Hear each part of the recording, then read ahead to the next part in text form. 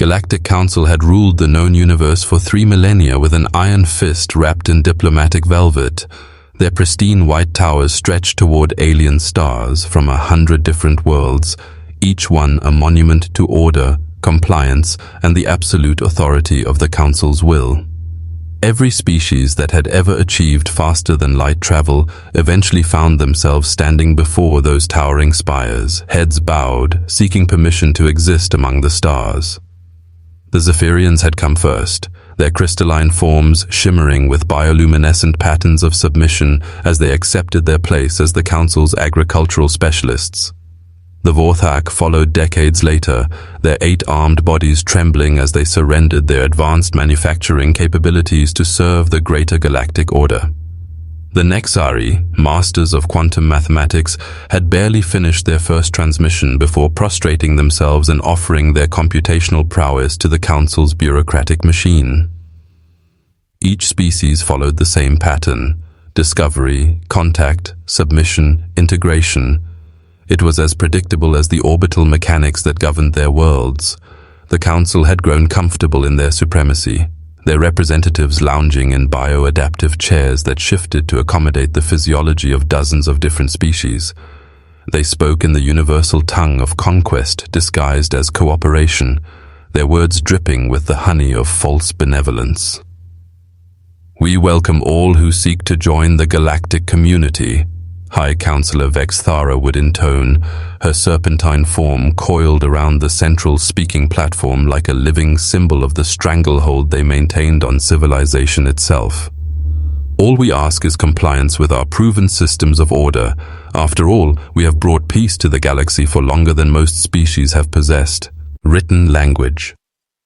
The formula was simple, elegant, and had never failed. Until the day a small blue-green world in an unremarkable spiral arm of the galaxy sent its first faster-than-light transmission into the cosmic void.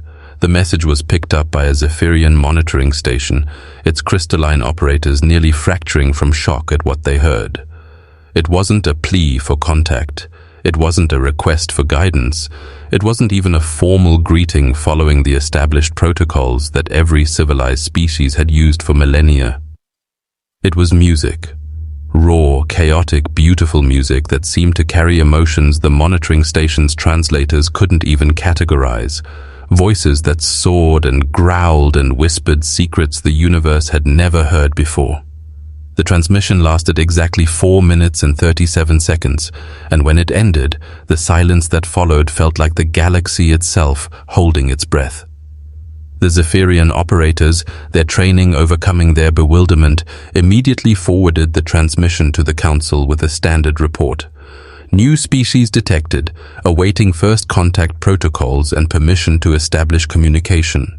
But 3 days passed without a follow-up from the Blue World, then 3 weeks, then 3 months. The humans, as they called themselves, seemed to have forgotten that first transmission entirely. Their radio chatter continued, conversations about weather and sports and something called pizza delivery, but no formal diplomatic channels opened. No requests for an audience with the Council, no submissions of technological assessments or cultural compatibility reports.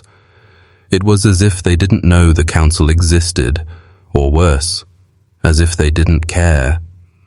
High Counselor Vexthara's scales rippled with irritation as she reviewed the mounting reports from the Outer Rim monitoring stations.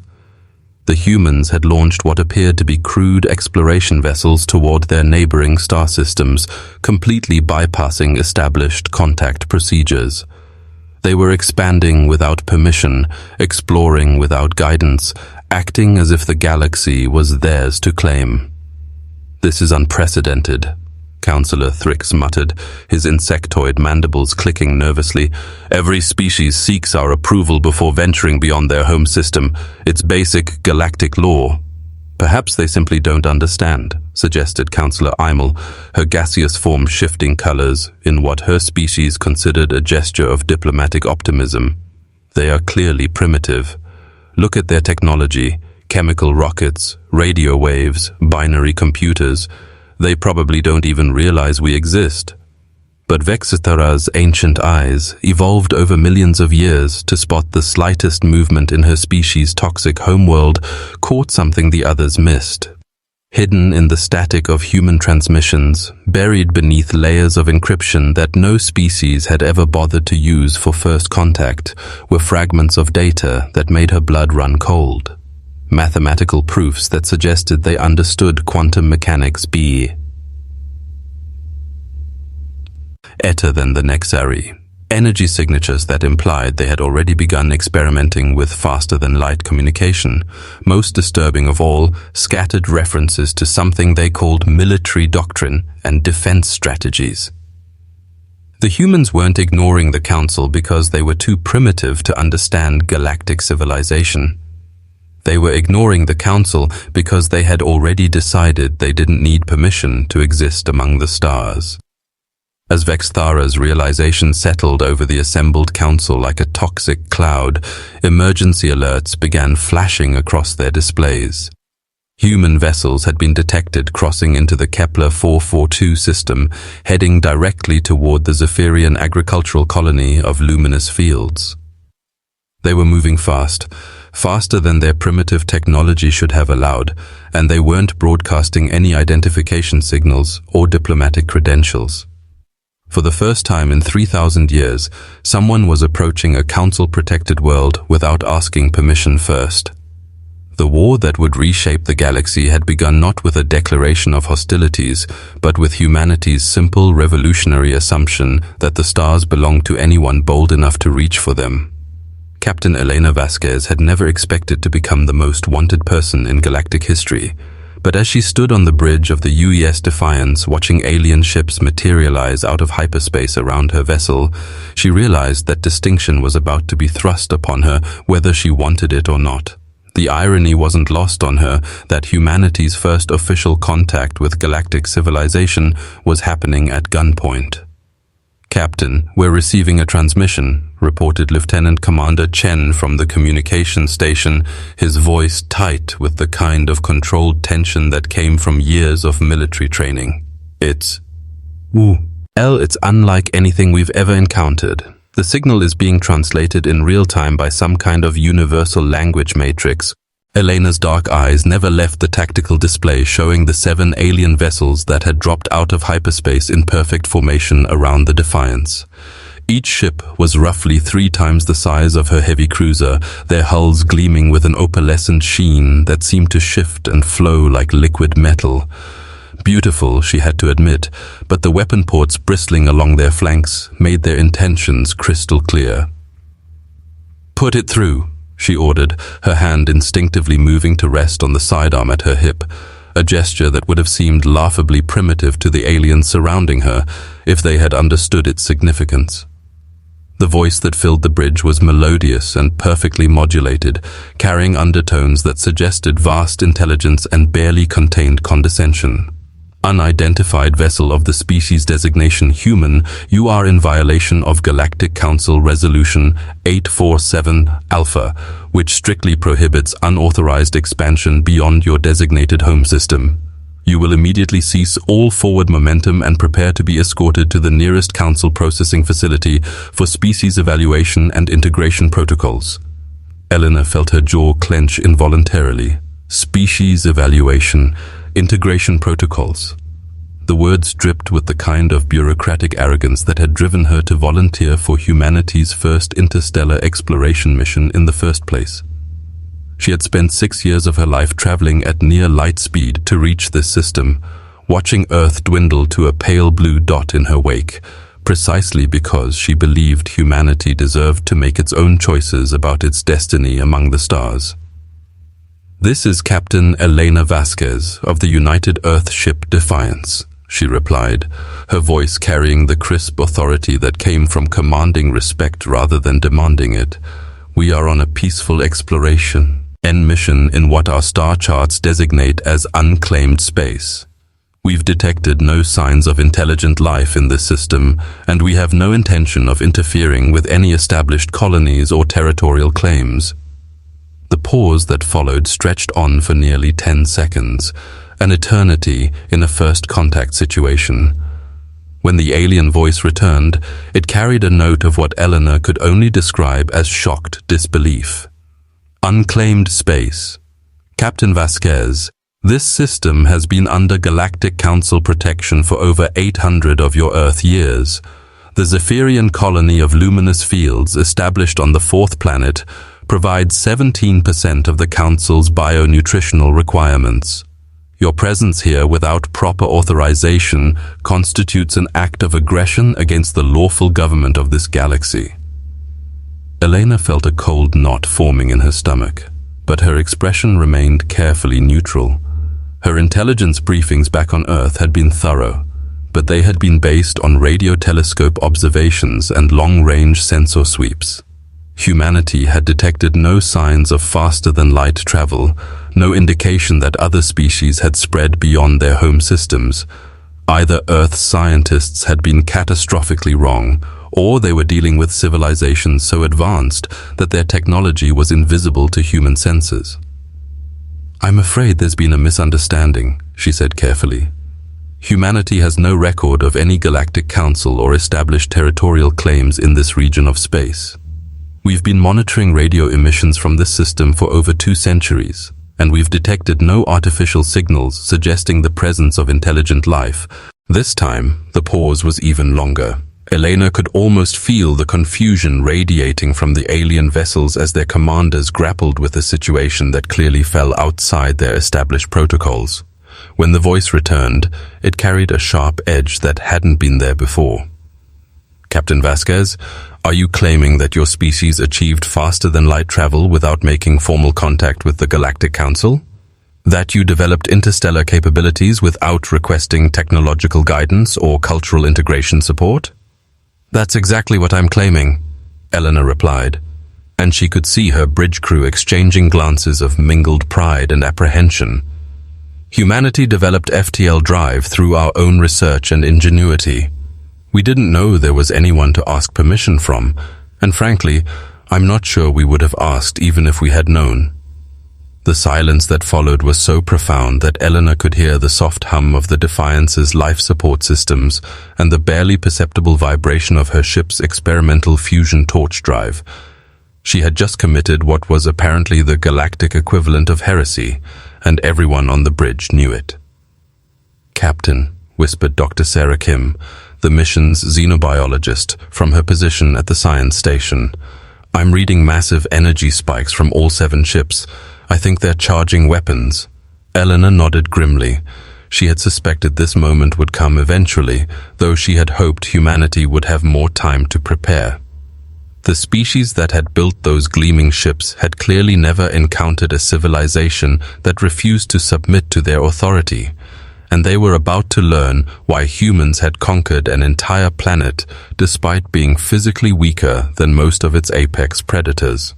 "All hands, this is the captain," she announced over the ship's intercom, her voice steady and calm despite the magnitude of what she was about to do. "We are currently surrounded by hostile alien vessels demanding our surrender. As the first humans to make contact with extraterrestrial intelligence, we have a responsibility to show them exactly what our species is capable of: battle stations." The bridge transformed in seconds, emergency lighting casting everything in a red glow as blast shields slid into place over the viewports and combat stations hummed to life. Eleanor's crew moved with practiced efficiency, their months of training in Earth's orbital defense simulators finally paying dividends in the cold vacuum between the stars. "Captain Vasquez," the alien voice returned, now carrying unmistakable menace, "you have 30 seconds to stand down your defensive systems and prepare for boarding. Any resistance will be met with appropriate force." Elena's smile was sharp enough to cut glass. "Unknown alien vessel, this is my counteroffer. You have 30 seconds to withdraw from this system before we demonstrate why humanity doesn't ask for permission. We came here in peace, but we're prepared to defend our right to exist among the stars." What happened next would be remembered in both human and galactic history as the moment everything changed. The lead alien vessel, apparently deciding that this upstart species needed to be taught a lesson in proper galactic etiquette, fired what was clearly intended as a warning shot, a brilliant beam of coherent energy that streaked past the Defiance's bow with enough power to vaporize a small asteroid. Elena's response was immediate and devastating. "Fire," she ordered, her voice carrying the calm finality of a judge passing sentence. The Defiance's primary weapon wasn't based on energy beams or exotic particles. It was a simple, brutally effective railgun that accelerated a tungsten projectile to a significant fraction of light speed using magnetic fields that could have powered a small city. The aliens had shields, of course, sophisticated energy barriers that could deflect most known weapons with ease. But they had never encountered a weapon that didn't rely on energy at all. The tungsten slug punched through the lead ship's shields as if they weren't there, tore through its hull with the inexorable force of a meteor impact, and erupted out the other side in a spray of superheated metal and atmosphere. The beautiful alien vessel, a masterwork of technology that had taken decades to build, was reduced to expanding debris in less than 3 seconds. The remaining 6 ships reacted with the kind of coordinated precision that spoke of centuries of military experience, their energy weapons converging on the Defiance in a display of firepower that should have reduced the human ship to its component atoms. But Eleanor had one more surprise for the Galactic Council's peacekeepers. "Evasive maneuvers, pattern Delta 7, she commanded, and the Defiance suddenly moved in a way that violated everything the aliens thought they knew about space combat. Most civilized species fought space battles at long range, their ships maneuvering with the stately grace of sailing vessels on an ancient sea. Combat was a chess match of positioning and firepower, conducted across millions of kilometers of empty space. The Defiance, however, moved like a fighter jet in atmosphere, its experimental inertial dampeners allowing it to pull maneuvers that should have turned its crew into paste against the bulkheads. The alien energy beams converged on empty space as the human ship spun and twisted through impossible trajectories, its railgun speaking again and again. Each shot was carefully aimed, precisely calculated, and utterly devastating. By the time the alien fleet realized they were facing something completely outside their experience, 3 more of their vessels were expanding clouds of wreckage. "Captain," reported Lieutenant Commander Chen, his voice tight with adrenaline and disbelief, "we're receiving multiple priority transmissions from the remaining ships. They're asking for terms of surrender." Eleanor stared at the tactical display, hardly able to believe what she was seeing.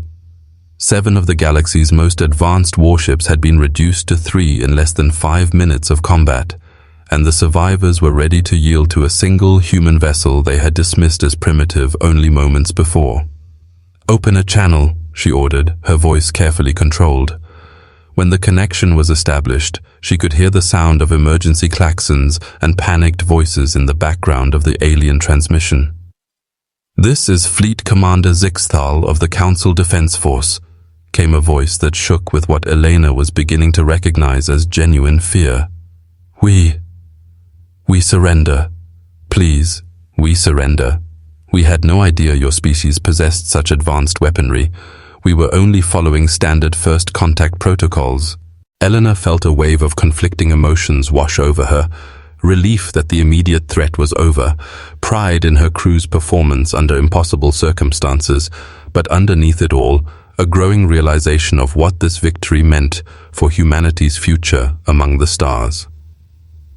"Commander Zixthal," she said finally, "I want you to understand something very important. We didn't attack you because we're warlike or aggressive.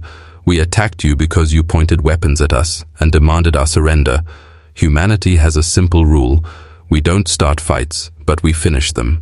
She paused, gathering her thoughts as she stared at the wreckage of 4 alien ships that had been technological marvels only minutes before. "Your Galactic Council operates on the assumption that all species will submit to its authority when contacted. But humanity didn't evolve to submit. We evolved to survive, to adapt, to overcome any challenge the universe could throw at us. We're not asking for your permission to exist among the stars. We're informing you that we're here, and we're not going anywhere." The silence that followed was broken only by the soft chime of the Defiance's long-range sensors, detecting new contacts dropping out of hyperspace at the edge of the system.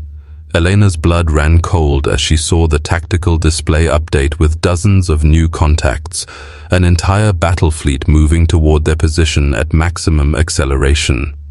"Captain," Dr. Kim called from her station, her voice tight with worry, "I'm detecting massive quantum fluctuations throughout the system. Whatever that fleet is, it's big enough to sterilize planets." Elena nodded grimly. The victory they had just won was about to become the opening shot in a war that could determine whether humanity had a future among the stars or whether they would be crushed as an object lesson to any other species that might dare to claim independence from the Council's rule. "All stations prepare for extended combat operations," she ordered, her voice carrying the calm professionalism that had gotten her through a dozen crisis situations during her career. "And someone get me a quantum communicator link back to Earth. Command needs to know that we've just kicked over the biggest hornet's nest in the galaxy." As the Defiance prepared for the battle of its life, Elena couldn't help but think about the music that had started this whole chain of events. 4 minutes and 37 seconds of raw human emotion broadcast into the void, carrying a message the Galactic Council had never heard before. "We exist, we create, we dream, and we will not be contained by anyone else's vision of what we should be." As the Defiance prepared for the battle of its life, Elena couldn't help but think about the music that had started this whole chain of events. 4 minutes and 37 seconds of raw human emotion broadcast into the void, carrying a message the Galactic Council had never heard before. "We exist, we create, we dream, and we will not be contained by anyone else's vision of what we should be."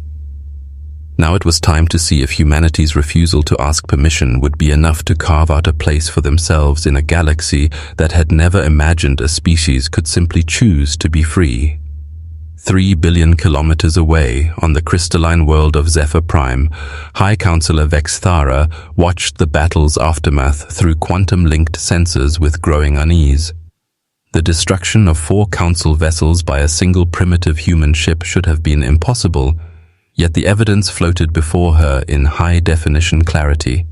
Twisted metal and frozen atmosphere drifting against the stars like a monument to the Council's first military defeat in over a millennium.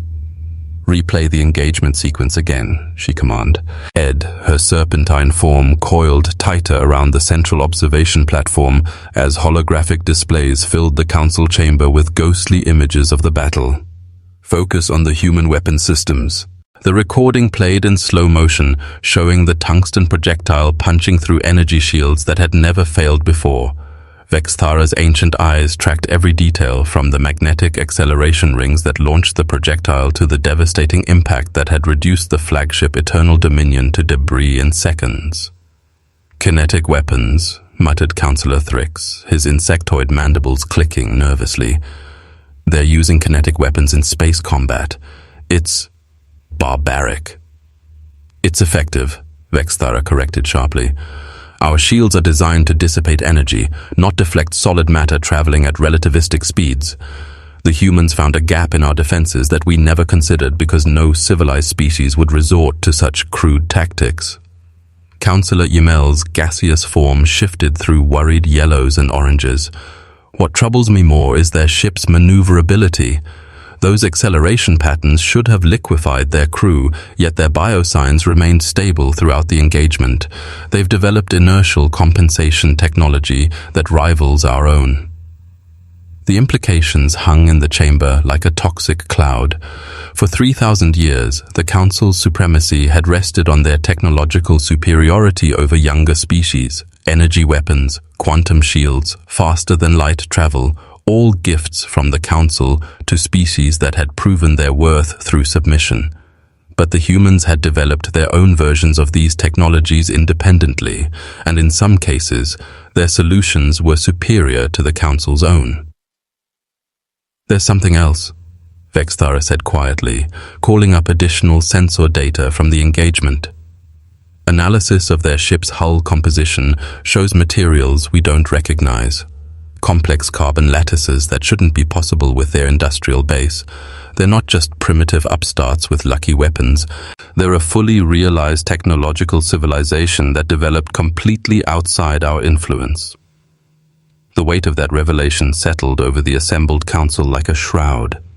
Every species they had ever encountered had followed the same pattern: develop radio communications, achieve spaceflight, encounter council monitoring stations, submit to guidance and integration.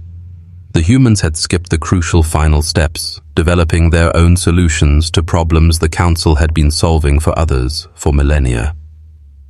"The fleet will handle them," Councillor Thrix declared, though his voice lacked conviction. "Admiral Kethmore has 200 vessels under his command, including the dreadnought Inevitable Victory. One primitive human ship cannot stand against the full might of the Council Defense Force." But even as he spoke, emergency alerts began flashing across their displays. The quantum communicator network was lighting up with priority transmissions from across the galaxy, each one carrying news that sent fresh chills through the council chambers. The humans hadn't sent just one ship. Reports flooded in from monitoring stations throughout the galactic rim. Human vessels had been detected in the Proxima system, establishing what appeared to be a permanent outpost around the red dwarf star. Another group had claimed the Wolf 359 system, their ships already beginning construction of massive orbital platforms. Most shocking of all, a human fleet had been spotted in the Vega system, less than 50 light-years from the Council's military headquarters on Rigel Prime. "Impossible," Emil breathed, her gaseous form cycling through rapid color changes that indicated severe distress. "We would have detected a fleet that large. Our deep space sensors monitor every system within 100 light-years of Council space." Vexthara's scales rippled with a pattern that her specs in is associated with predatory focus. "Unless they developed stealth technology along with everything else. Show me the Vega system reconnaissance data." The holographic display shifted to show the human fleet in orbit around Vega Prime, and what Vexthara saw there made her blood run cold. The humans weren't just exploring, they were preparing for war. Massive shipyards were already under construction, their skeletal frameworks reaching across kilometers of space. Asteroid mining operations stripped raw materials from the system's debris field with ruthless efficiency. And at the center of it all, a ship unlike anything in the Council's databases. It was easily 10 times the size of their largest dreadnought, its hull a matte black that seemed to absorb light rather than reflect it. Sensor analysis suggested armor plating thick enough to withstand direct hits from plasma cannons and weapon ports that could accommodate projectile launchers large enough to accelerate small asteroids to combat velocities. "That's not a warship," Councillor Thrix whispered, his compound eyes wide with horrified fascination. "That's a planet killer." Meanwhile, back in the Kepler 442 system, Captain Elena Vasquez was discovering that her victory had come at a price she hadn't anticipated. The quantum communicator link to Earth was finally established, but the voice that came through carried news that made her heart sink. "Captain Vasquez, this is Admiral Sarah Chen, Earth Defense Command," the transmission began, the delay caused by quantum encryption making the conversation feel surreal. "We've received your situation report, and I need you to know that your engagement has triggered a system-wide alert. We're detecting massive alien fleet movements throughout local space, all converging on Earth." Elena felt the blood drain from her face. "Admiral, how long until they reach our home system?" "Best estimate is 72 hours, came the reply. "But Elena, there's something else you need to know. You weren't the only exploration mission we sent out. Project Starseeker launched 17 ships to different systems over the past 5 years. As of 6 hours ago, all of them have made contact with hostile alien forces." The bridge fell silent as the implications sank in. Humanity hadn't just stumbled into a conflict with the Galactic Council. They had unknowingly launched a simultaneous multi-system expansion that the Council could only interpret as a coordinated invasion. Every human exploration ship was now a flashpoint in what was rapidly becoming the largest military conflict the galaxy had seen in centuries. "Admiral," Elena said carefully, "what are your orders?" The pause stretched longer than the quantum delay could account for. When Admiral Chen's voice returned, it carried the weight of someone who had just made the hardest decision of her career. "All Starseeker vessels are to continue their missions," she said finally. "We're not backing down. If the Council wants to treat exploration as an act of war, then we'll give them a war they'll never forget. Hold your position, Captain. Earth is sending reinforcements." As if summoned by her words, the Defiance's sensors detected new contacts dropping out of hyperspace at the edge of the system. But these weren't Council ships. The energy signatures were completely different, reading as human vessels, but unlike anything Elena had ever seen before. "Captain," Lieutenant Commander Chen called from his station, "I'm getting IFF signals from the new contacts. They're identifying themselves as the UES Retribution, UES Vengeance, and UES Unbreakable. They're massive, Captain. Each one is at least 3 times the size of the Defiance." Elena stared at the tactical display as 3 enormous vessels materialized on her screens. These weren't exploration ships hastily converted for combat. They were purpose-built warships, their hulls bristling with weapons that made her railgun look like a pea-shooter by comparison. How had Earth built ships like this in secret? How long had humanity been preparing for this moment? The answer came in a familiar voice that made Elena's heart skip a beat. "Elena, this is Marcus," the transmission began, and she recognized the voice of her brother, Colonel Marcus Vasquez of Earth Defense Command. "I know you have questions, but they'll have to wait. We've got approximately 6 hours before the Council fleet reaches this system, and we need to be ready for them." "Marcus, what the hell are those ships?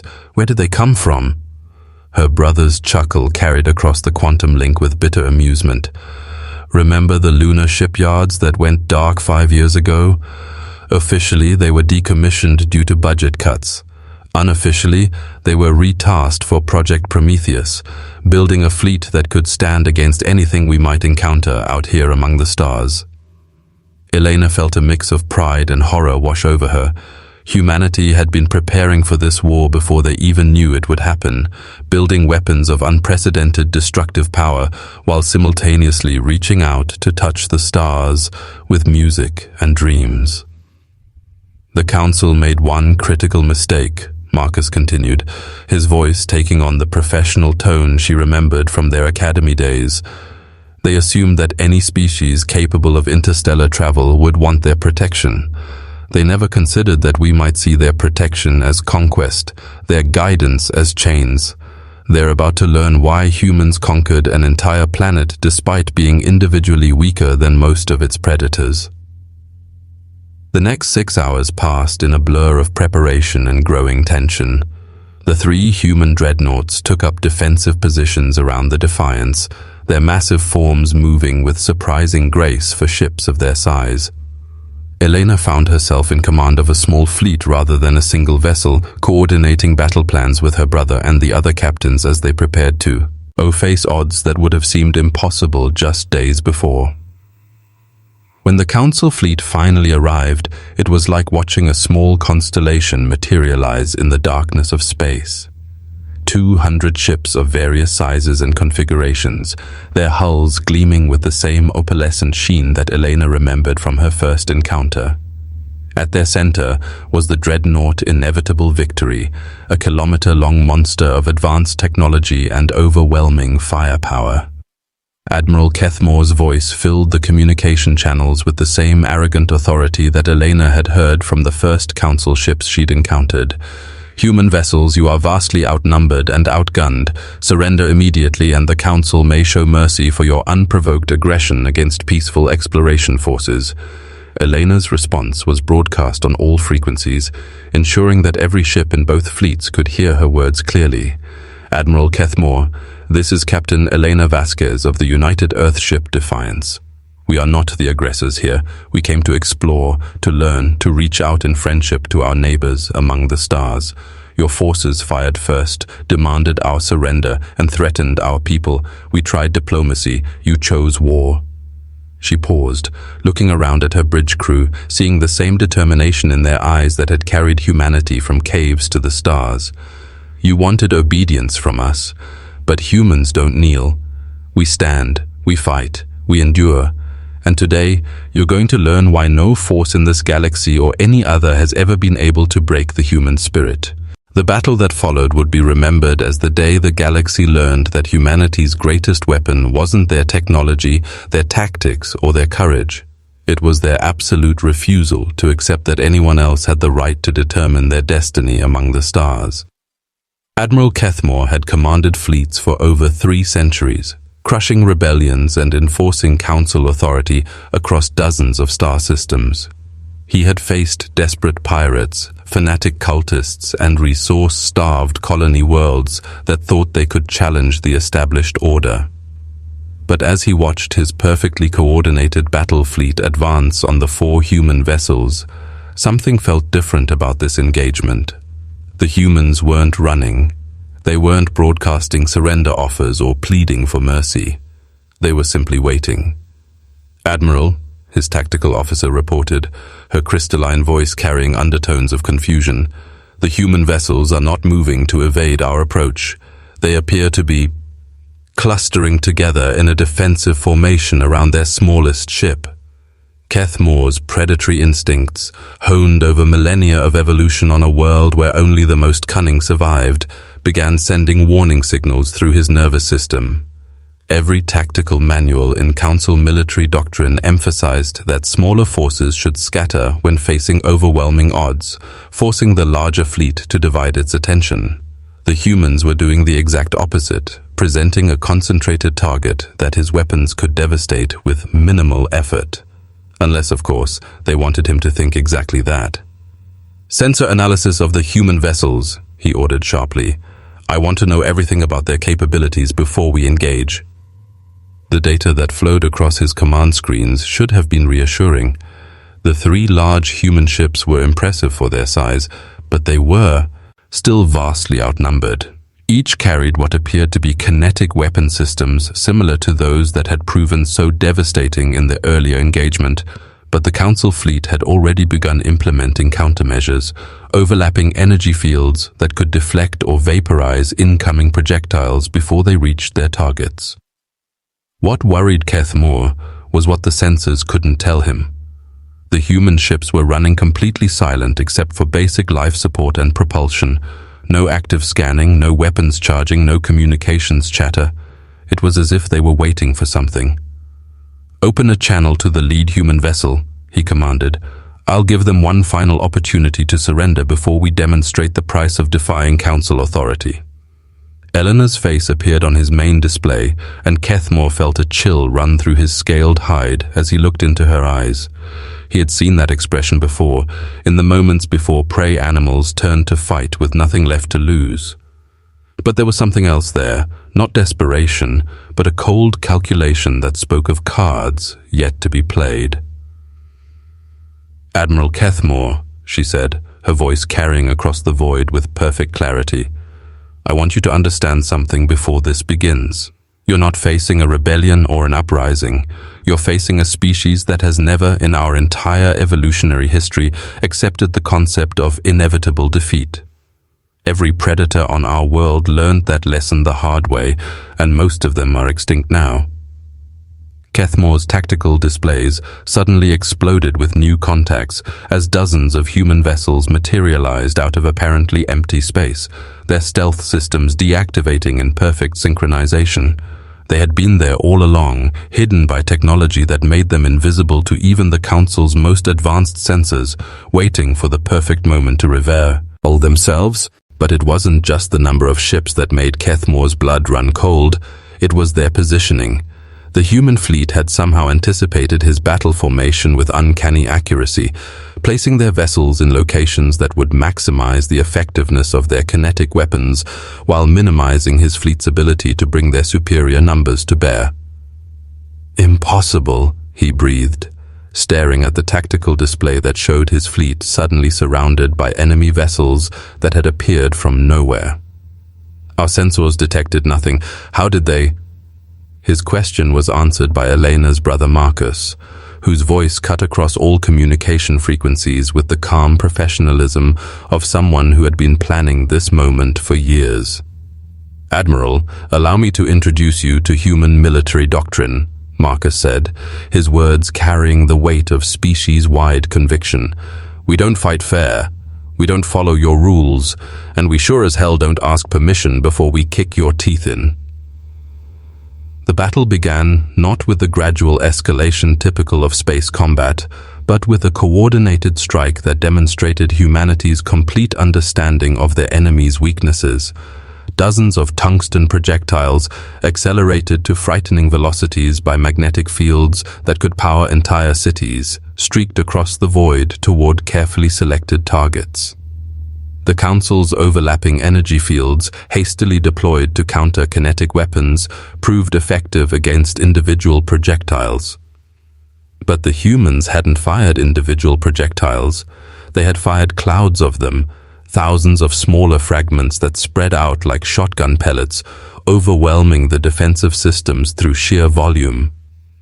Kethmore watched in horror as his carefully coordinated battle line began to disintegrate.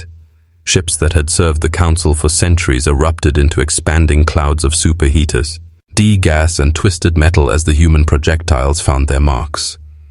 The inevitable victory shuddered under multiple impacts, its massive hull groaning as kinetic energy transferred into heat and structural failure.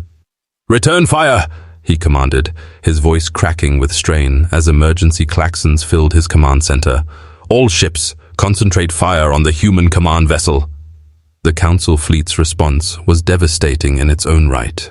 Energy beams that could boil oceans converged on the Defiance, their combined power enough to reduce entire moons to their component atoms. But Elena's ship simply wasn't there when the weapons fired, its impossible maneuverability allowing it to slip between attacks that should have been unavoidable.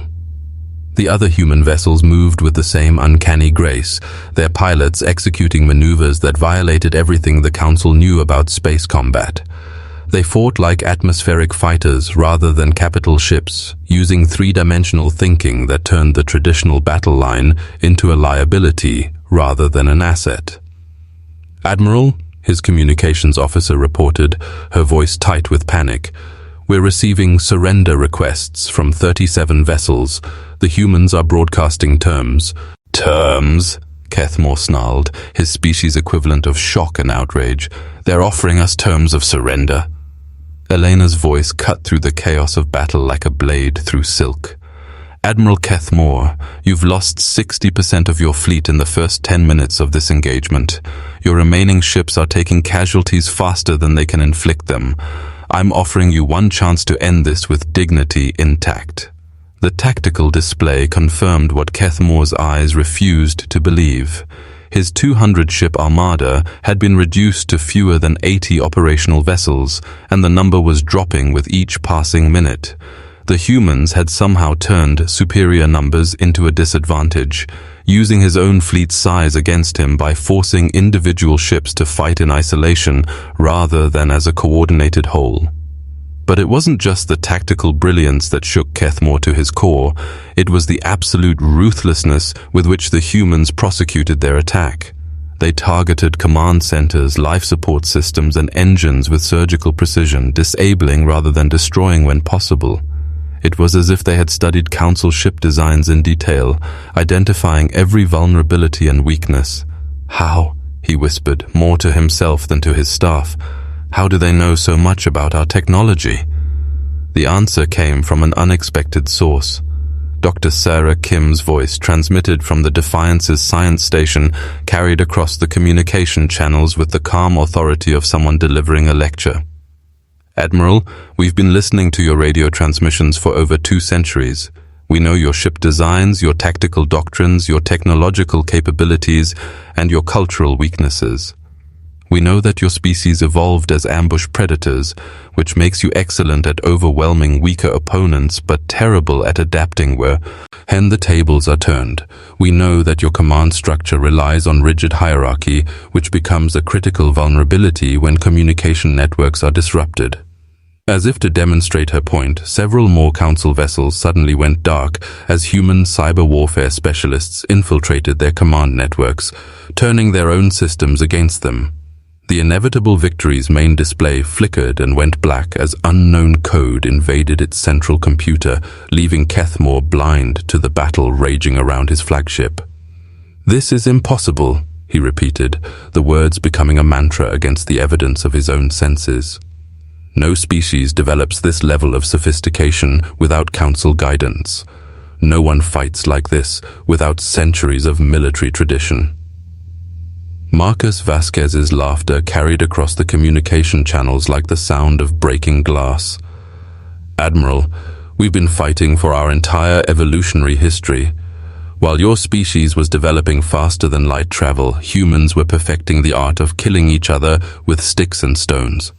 While you were building your galactic empire, we were learning that survival belongs to those who adapt fastest and hit hardest." The final phase of the battle was less a military engagement than a demonstration of human engineering ingenuity. The remaining council vessels, their formations shattered and their command structure in chaos, found themselves facing weapons they had never imagined possible. The UES Unbreakable deployed what appeared to be a simple cargo pod, which suddenly unfolded into a massive magnetic net that snared 3 council frigates and hurled them into each other with bone-crushing force. The UES Vengeance launched what looked like sensor probes, which revealed themselves as autonomous hunter-killer drones that attached to enemy hulls and began systematically dismantling them from the outside. But it was Elena's defiance that delivered the killing blow to any remaining council resistance. The small exploration vessel that had started this entire conflict suddenly revealed its true nature as its hull split open like a blooming flower, exposing a weapon that made every other human armament look primitive by comparison. The quantum resonance cannon had been theoretical when Elena left Earth 5 years earlier, a weapon that could destabilize the fundamental forces holding matter together. Watching it fire for the first time was like witnessing the birth of a new star, a brilliant flash of impossible light that reached out across space and touched the inevitable victory's hull with fingers of pure annihilation. Kethmore's flagship, the pride of the Council Defense Force, simply ceased to exist, not destroyed, not vaporized, but unraveled at the quantum level until only its component atoms remained, drifting in space like a cloud of cosmic dust. The silence that followed was profound and absolute. The surviving council vessels hung motionless in space, their crews too stunned to move, too horrified to fight, too shattered to do anything but wait for the inevitable end. But the end didn't come. Instead, Elena's voice filled the communication channels one final time, carrying a message that would echo through galactic history for millennia to come.